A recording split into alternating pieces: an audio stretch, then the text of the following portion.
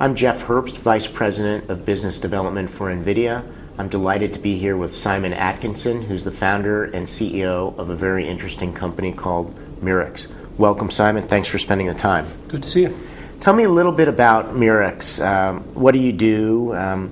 What problems do you solve, and why should people care? Well, the company's developed a global broadcast receiver solution for PC platforms and ultimately other devices, mobile devices such as smartphones. The big challenge in doing that was to develop a solution that was sufficiently cost effective, but also a solution that can support all the very diverse type of broadcast technology that there is. So what does that mean, global broadcast receiver? I mean, for those of us who don't quite understand that lingo. Well, in the US, for instance, you use a completely different TV system to the one that's used in Europe, which is different from the one that's used in China. Again, a different system in Japan. And if you are a PC OEM, it's very important, ideally, to have one platform that can be leveraged across the whole world. I see. And so we've developed a solution that allows them to do that. I see. So, for example, I could take my PC around the world and watch TV in any spot, or I could build one motherboard or one platform and sell it around the world. It's probably the latter that's the most important. That's the most important thing for the OEMs. People like you and I that maybe travel a lot, It's quite nice to be able to have the technology inside the PC that allows you to get that kind of content anywhere. But the real value is for the OEMs so that it can produce just one SKU for the whole world. And what do you actually build? Do you build a piece of hardware? Do you make software? Do you do both? We do both. I mean, we've developed a very flexible, high-performance, reconfigurable RF tuner. It works, a piece of silicon. It works for any form of terrestrial broadcast technology, anything from AM radio at long wave right the way through to digital television in UHF band 4 or 5.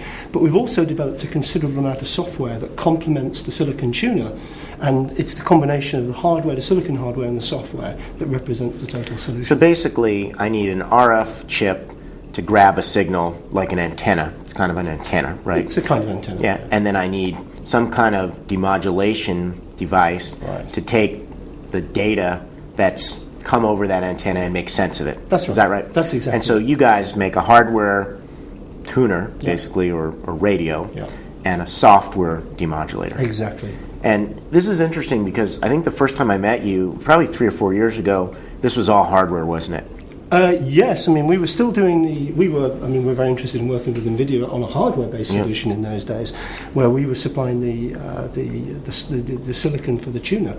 And what we recognized is that didn't provide the most cost-effective solution. And it was very, very challenging to make the demodulator portion sufficiently flexible if you have a hardware solution. And so we evolved the story, if you like, and the strategy to do that, implement that in software. So basically you make what we call a soft demodulator. That's right. And that soft demodulator needs some kind of processor to run on. That's correct? Exactly right. And that processor is the GPU? It's both the CPU and the GPU. I mean, again, the important differentiation in what we have is we leverage the resources that are already existing within the PC platform. Other people who've done software-type radios in the past have tended to have a dedicated processor to run it on, which, of course, is more expensive. So we leverage the resources and we use both the CPU and the GPU. And what if I don't have a GPU in my system?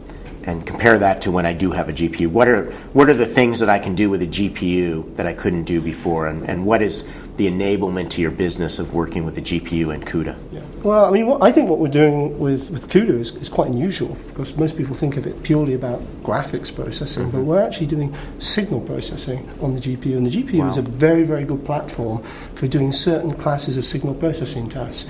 If we didn't have it, we'd have to do everything on the CPU. And the CPU is good at doing certain types of tasks, but is not good at doing other types of tasks, such as Viterbi decoders that require lots of parallel signal processing. And so what would happen is the efficiency of our solution would drop significantly, and we wouldn't, in some cases, even be able to make the system work on some of the lower-end CPUs. So having the GPU there allows us to address essentially a very wide range of platform solutions, from the very low-cost consumer solutions right the way through to high-performance solutions. So, for example, if I went out and bought a netbook, which could be based on an Intel Atom CPU, and it may or may not have a GPU, what would you be able to do on a regular Intel-based netbook versus an Intel-based netbook that has an Ion platform or a GeForce chip in it?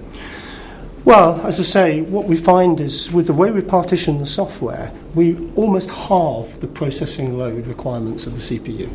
And so, for instance, if you're looking at a dual-core Atom, even the best ones today simply wouldn't be capable of running our DVB-T software. They might be capable of running some of the less demanding mobile systems, such as the Japanese mobile TV system ISDVT1SEG, but we'd be using a fair proportion of the available resources in the CPU to do that.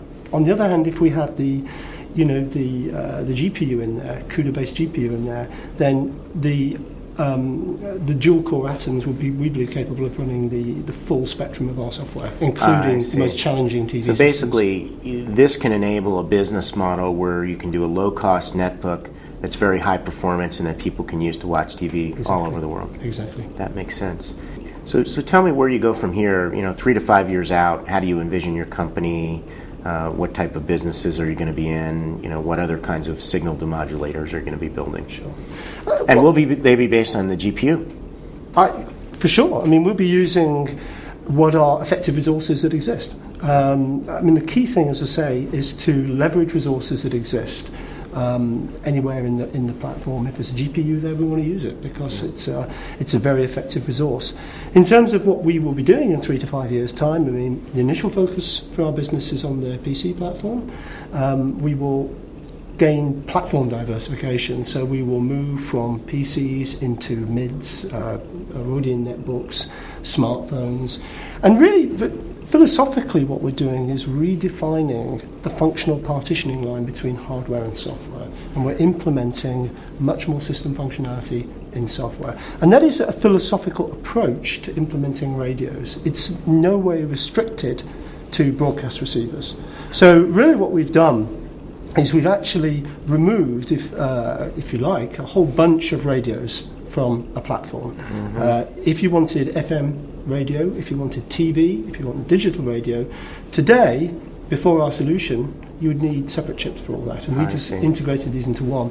So if you can consider the way consumers interact with connectivity, people have a need to do more than one thing at once, but they don't necessarily have to do 10 things at once. And so the basic philosophy that we have can be applied to substantially reducing the number of radios inside these devices. I see. So you've developed a multi-mode radio. Exactly. And if you pair that with a software-based demodulator and there's enough compute horsepower, i.e. a GPU in your system, the two together can be magical.